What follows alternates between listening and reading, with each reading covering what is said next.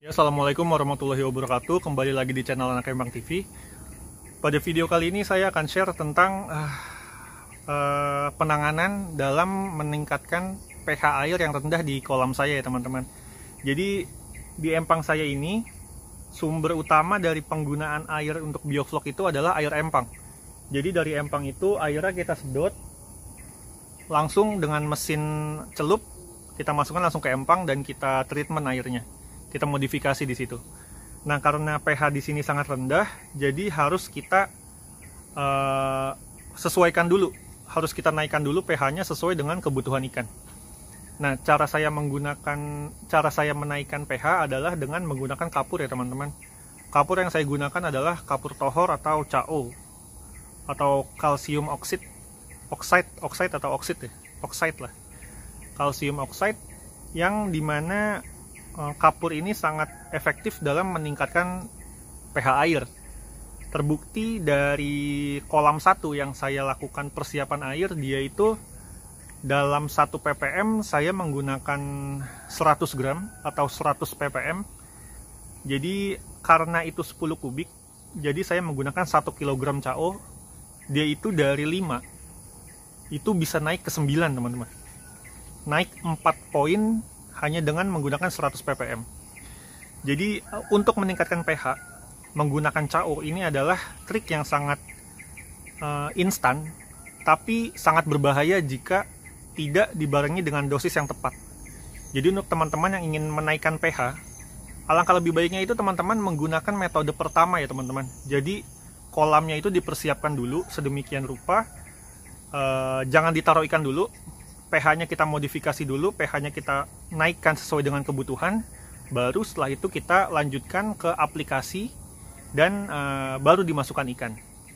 Jadi alangkah lebih baiknya untuk teman-teman yang pH-nya rendah di kolamnya, itu kita naikkan dulu dengan CaO sampai dengan batas tertentu yang kita inginkan, baru kita aplikasikan metode bioflok dan baru ikan bisa masuk. Tentu saja ini metode yang cukup riskan untuk teman-teman yang pemula dan memiliki kolam yang terbatas.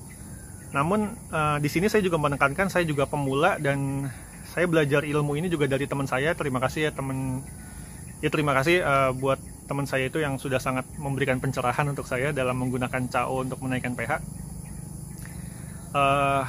Jadi saya belajar juga bahwa CaO ini adalah kapur aktif ya teman-teman, yang dimana fungsi utamanya dia itu secara komersil digunakan untuk menjernihkan air.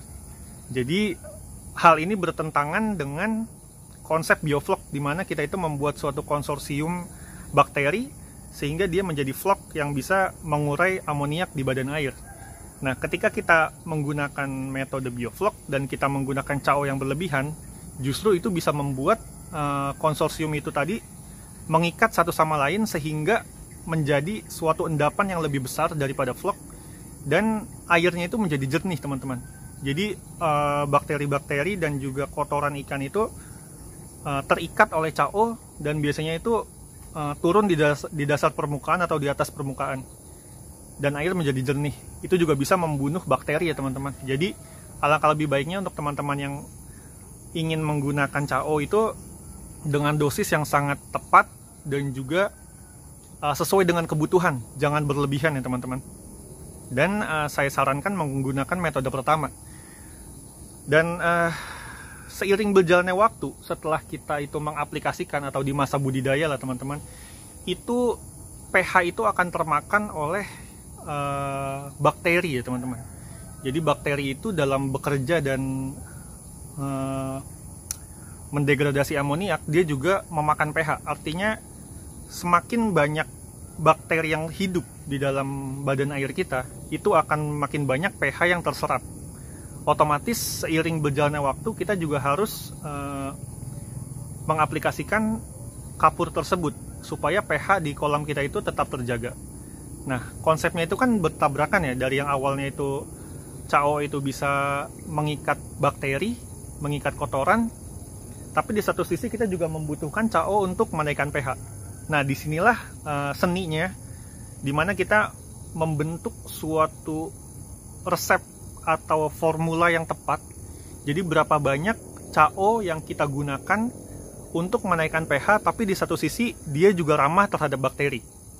Nah, itu adalah sesuatu yang sampai saat ini masih saya cari, masih saya riset ke depannya. Jadi mungkin nanti ke depannya kalau saya sudah bisa menemukan formula yang cocok, saya akan share kepada teman-teman. Untuk saat ini saya masih belum menemukannya. Saya masih menggabungkan antara CaO dan dolomit ya teman-teman.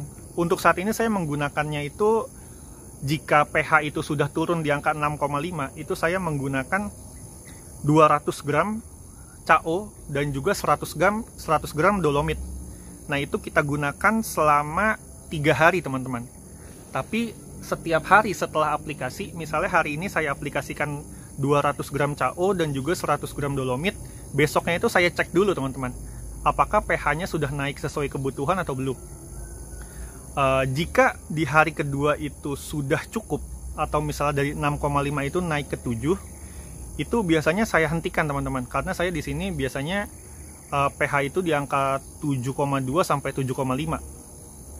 Tapi kalau di 7 menggunakan CaO biasanya itu saya hentikan teman-teman.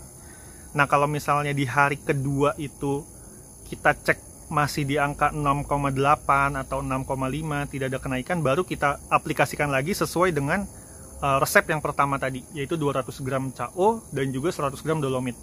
Biasanya di hari kedua ini udah cukup ya teman-teman, udah naik sekitar 0,5 poin, dan saya rasa itu sudah cukup untuk satu kali aplikasi.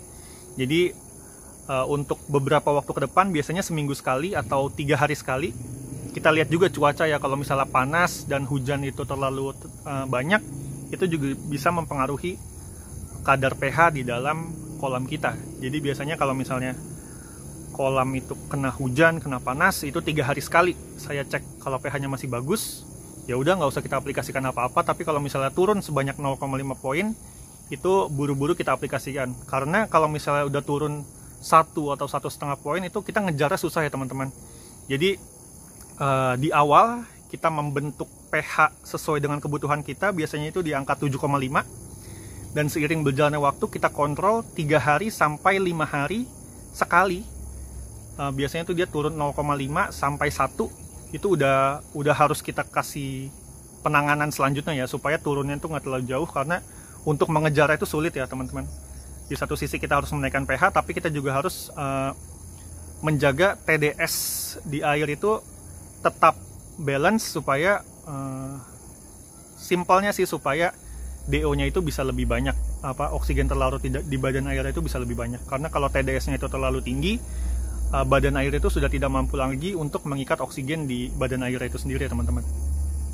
Ya, jadi saya rasa segitu saja tentang penanganan saya dalam menaikkan pH di kolam saya, yang air bakunya di sini itu di angka 5,5 sampai 6 ya teman-teman. Jadi untuk saat ini pH di kolam 1 saya itu di angka 7,5, dan di kolam 2 ini tadi saya cek itu di angka 6,5 atau 6 lah.